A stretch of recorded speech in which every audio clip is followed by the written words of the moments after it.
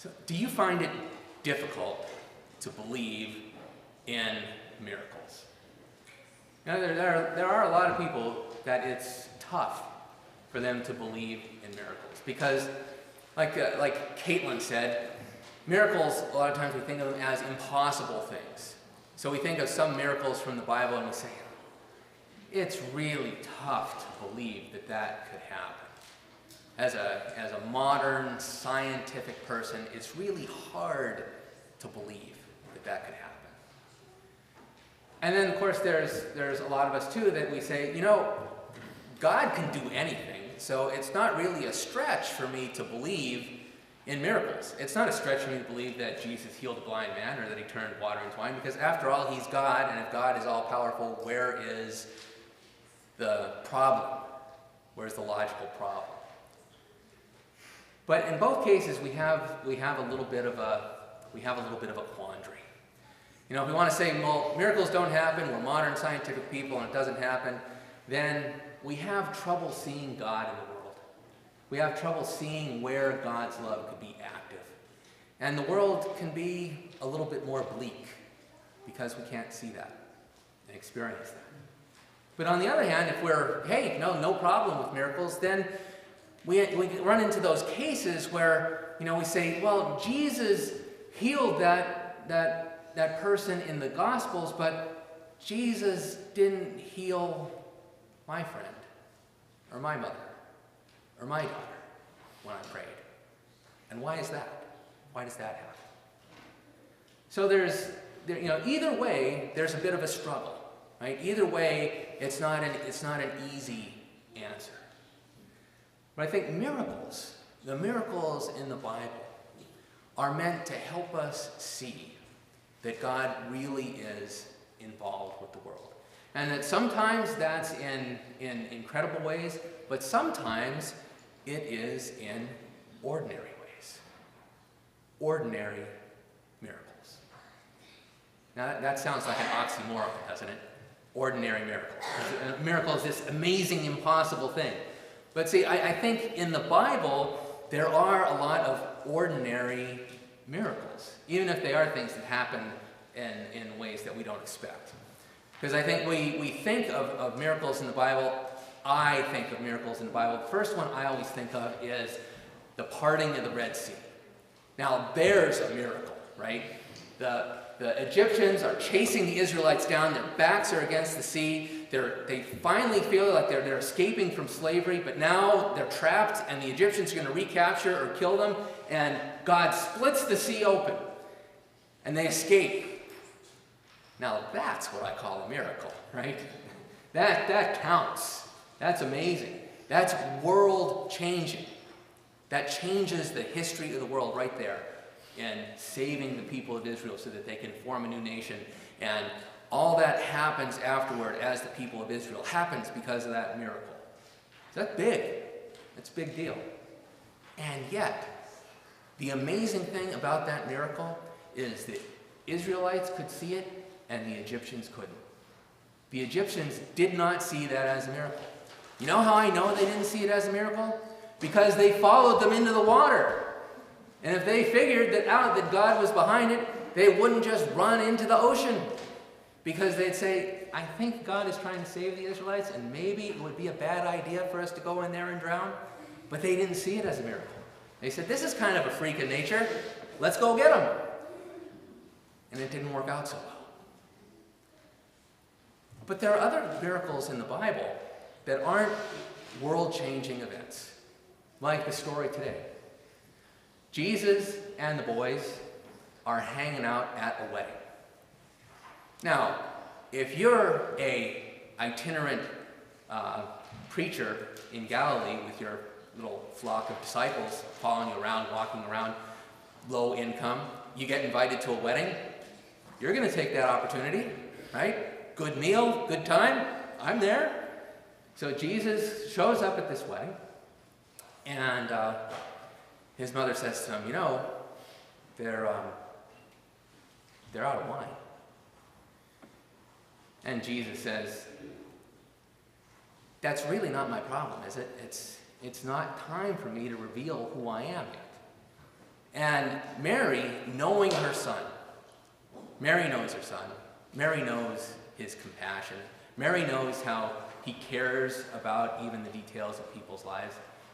She says to the servants, whatever he tells you, just do it. Under her breath, even if it seems to make no sense, just do it. Jesus says to the servants, these nice big jars that we use for hand washing, go and fill them with water. Now they're all empty because this is a Jewish ritual of purification. So we all wash our hands before we go and eat. Well, they washed their hands before they went to eat, but it was a little more elaborate. It wasn't just a cleanliness thing. It was an interior cleanliness thing that made them acceptable in God's eyes, that separated them from all those Gentiles, all those other people that aren't God's people. So they had this ritual of purification. So everybody's already done that. The party started. The jars are empty. The servants refill them. And Jesus says, take some to the guy that's heading up the feast. Takes the wine over. That is amazing wine. Calls the bridegroom over. What are you, an idiot? You saved this awesome wine for last? Everybody's already half in the bag. They're not even going to be able to enjoy it. This is amazing wine. About 180 gallons of the best wine in the world. At a wedding. In a little village. In the middle of nowhere in Galilee. I mean, we're not even talking in Israel. We're talking in Galilee. Hickville. Not even the central place. But Jesus does this miracle. And what does it mean? What does it mean about miracles? That this would be Jesus' first miracle. I think that's significant. That this is his first miracle. That maybe Jesus and John, the writer of the Gospel, are trying to tell us something. That this is the first miracle that Jesus did to show who he was and to show what God was like. I think it's no accident, too, that the text starts with, on the third day. Something else happened on the third day.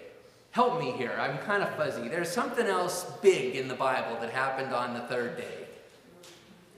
The resurrection. Yeah, that's right. Jesus rose from the dead. The biggest miracle. The biggest life-changing, world-changing miracle. So maybe John has given us a little hint that there's some importance here. There's something deeper to see than just some good wine. And it shows us that Jesus, on the one hand, is concerned about the everyday. Because where is the disaster if they run out of wine? Is anybody going to die? Is the world going to end? Is there going to be some huge catastrophe? Is the nation going to fall? No. Some people are going to be really embarrassed. Some people are going to be shamed that they ran out of wine, that they didn't properly take care of their guests. That's what's going to happen. But somehow that matters to Jesus. Somehow he's willing to act to make that not happen. And he's willing to act and show God's power in such a way that it shows that things are really going to be different, that things are changing. That it's no accident that he takes those jars that are normally filled with water to show how God's people are special and separated from everybody else, and how other people aren't quite as good and aren't quite as special. And he says, well, you know what? We're not going to fill those with water anymore. We're going to fill them with wine that gets shared with everybody and welcomes everybody in. Everybody's welcome to the party because we've got 180 gallons. We've got to go and find people to share in this. So Jesus is communicating in a visible, kind of a parable way, God's welcome and the change that's happening about who's welcome and who's part of God's people. But it's kind of an ordinary situation, isn't it? It's a wedding. How many of you have been to weddings? How many of you have been to weddings? People get married. It happens quite a bit. So this isn't the Exodus. This is a wedding, an ordinary situation where Jesus intervenes to show what God is really like. to show that God cares, to show that the world is changing and the welcome is expanding. And I would say today we have a lot of ordinary miracles. Places where it would be easy enough to miss that God is at work, even though it means big changes in the world. Most of those people at that wedding in Cana in Galilee never even realized the miracle happened, but it made a difference in their lives. And that happens to us all the time, in big ways and in small ways. I mean, one big ordinary miracle that I've been thinking about this weekend is yesterday was Dr. Martin Luther King Jr.'s birthday. He would have been 87. And you think of the life of Dr. King and how it made such a difference in our country and in our world. And you think, how much more of a difference he would have made if he would have lived, until today. We can only imagine what the difference would be. But still, in his way of preaching and teaching and gathering people together, it changed our country. It changed the way people think. The March on Washington back in August of 1963, 200,000 people got together. 200,000. It was the biggest crowd that ever got together in Washington, D.C. Nobody got killed. Nobody got injured. No windows got broken. There's an ordinary miracle. There's an ordinary miracle. And that Dr. King got up and spoke, and he said, as television beamed the image of this extraordinary gathering across the border oceans, everyone who believed in man's capacity to better himself had a moment of inspiration and confidence in the future of the human race. That for that moment, there was a miracle where people could see a better future. And the thing is, that was a Sunday back in 1963. I wonder how many people were praying for Dr. King that Sunday morning. How many churches across the country had people lifting up a prayer that gathering would go well, that message would be heard, that there would be an ordinary miracle. And for us, God gives us the opportunity to see those miracles in our lives too, to see those miracles in our world. And that's my prayer for you, is that God would open your eyes so that you would be able to see where God is active, that you would be able to see that and be grateful for it. But even more than that, I pray that you would be able to see how you have been part of God's work in the world and how you have been an ordinary miracle for the people around you. Thanks be to God.